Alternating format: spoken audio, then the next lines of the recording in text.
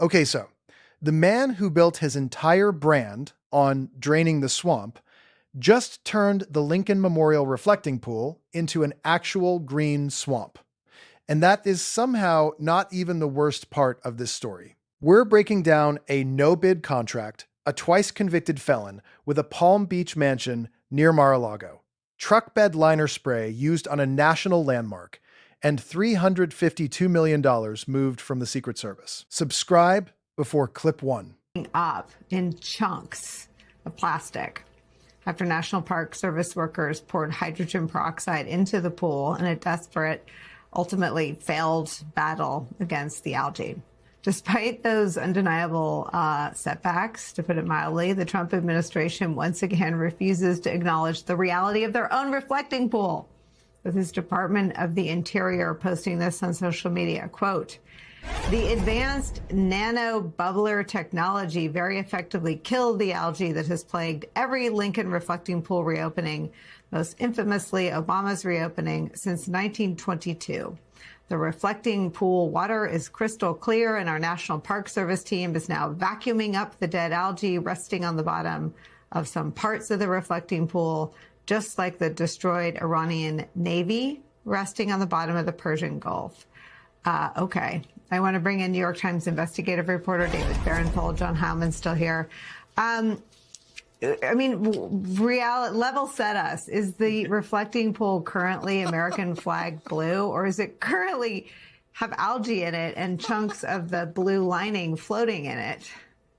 When we visited the pool yesterday, as you said, parts of it were very green, and most distressingly, this blue coating, which the Trump administration paid almost $15 million to apply just a few weeks ago, is already coming off the bottom and floating. All right, so let's actually unpack what just happened. The Lincoln Memorial reflecting pool, one of the most photographed backdrops in the world, was supposed to get a prestige renovation. The goal was to turn the water a vivid American flag blue just in time for a massive July 4th event on the National Mall. Patriotic optics. Big visual moment. So naturally, it turned green. Bright, full algae bloom green. And the expensive blue plastic lining that was supposed to hold the whole thing together started peeling off in enormous floating chunks. Tourists were collecting the pieces as souvenirs. I could not write this if I tried. And I write commentary for a living. Now, here's where the receipts come in. The administration handed this job to a company called Green Water Services on a no-bid contract. No competition. No other bids considered. Just a direct government handoff. Green Water Services is controlled by John J. Caffaro. Caffaro donated $250,000 to the Trump Victory Fundraising Committee. He owns a mansion in Palm Beach near Mar-a-Lago, and he has 2 federal guilty pleas on his record.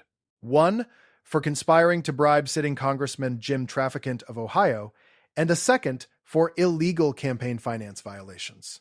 2 felony pleas, and this administration handed him a no-bid contract on one of America's most iconic national landmarks. Full stop. And the waterproofing product they used on the pool floor? A polyurea coating from Atlantic Industrial Coatings, the same class of product as Rhino Liner. Truck bed spray on the Lincoln Memorial reflecting pool. Let that sink in. It's my taxpayer souvenir.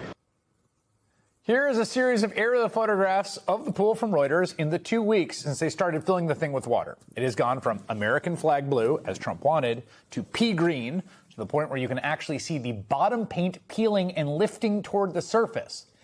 It's not supposed to do that. That stuff has just been on there for a few weeks, less than 2 weeks.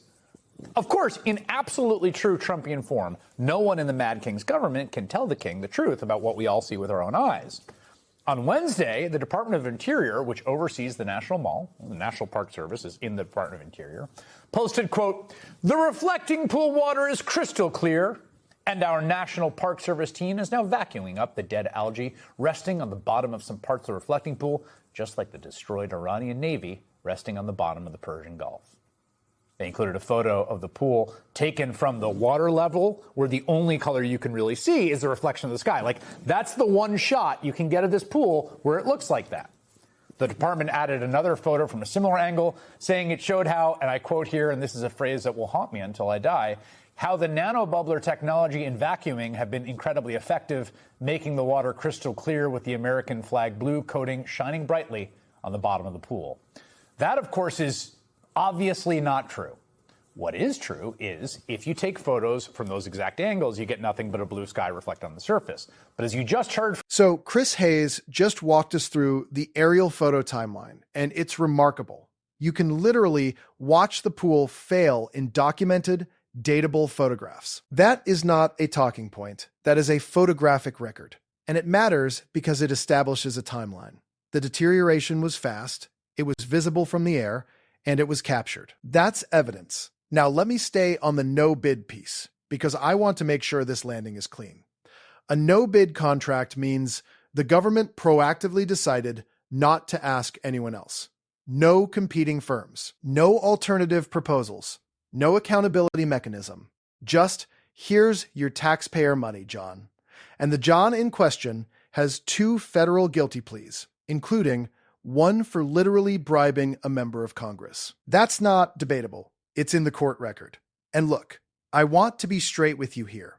Drain the swamp was not a casual slogan. It was the organizing principle of an entire political movement. Rallies, merch, flags everywhere.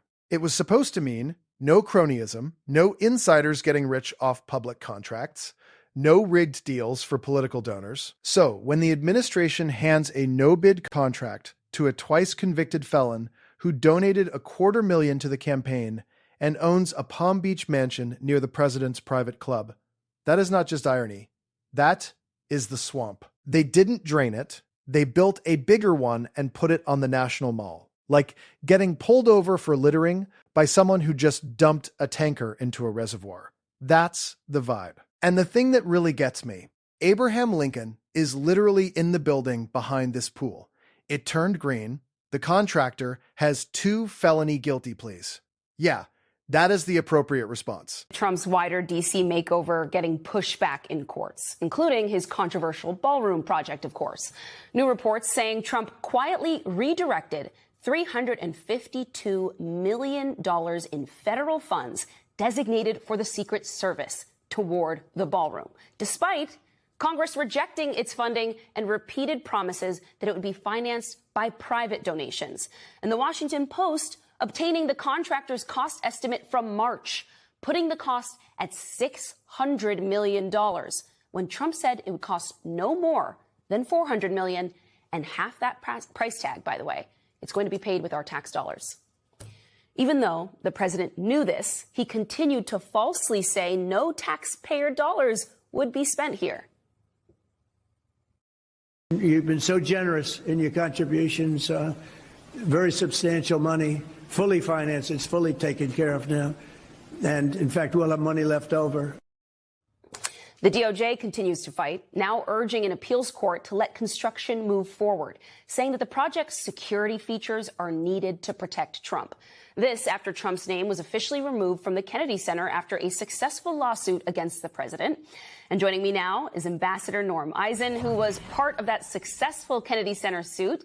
He was the top ethics lawyer for President Obama, co-founder of The Contrarian on Substack, and co-founder of... Okay, and now the third clip is where this stops being embarrassing and becomes genuinely alarming. $352 million. That's the figure from the Washington Post. The White House Office of Management and Budget moved $352 million that had been set aside for the Secret Service, for staffing, training, and the operational capacity of the one agency literally responsible for keeping protected officials alive, and redirected it toward what they labeled White House security measures. Internal reporting shows that money is going to fund the White House East Wing expansion. The East Wing that includes the Ballroom.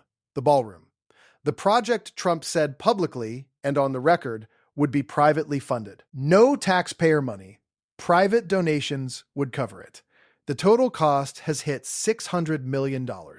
Internal estimates show more than half is coming from taxpayers.